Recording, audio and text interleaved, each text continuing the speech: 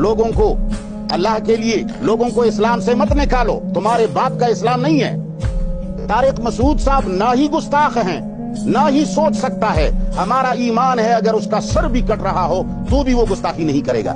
जबान से एक बात का निकलना, गलती से निकलना, ये एक अलग बात है। मुसलमान सोच कैसे सकता है कुरान और पैगंबर इस्लाम के खिलाफ?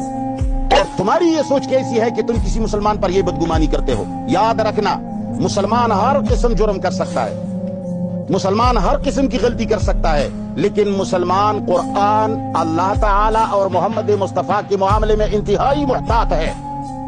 वो कभी गुस्ताखी का सोच भी नहीं सकता। हर जबान से निकलने वाली बात सोच समझ वाली बात नहीं होती।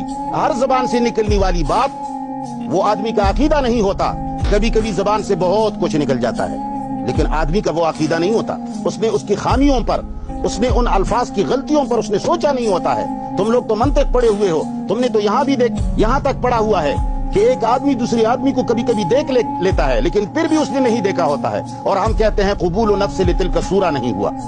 उसने देखा भी होता है, उसकी तरफ आंखें भी होती है, उससे शायद बात भी कर लेता है, लेकिन उसके बावजूद हम कहते हैं कबूल नफ्स लितिल का सूरा नहीं हुआ।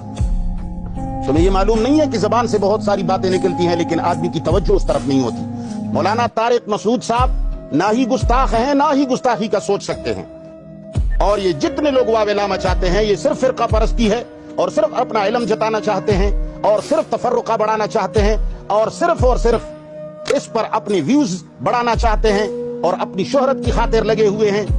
हम किसी आलिम को छोड़ो, हम किसी उम्मी शख्स के बारे में भी ये नहीं सोच सकते।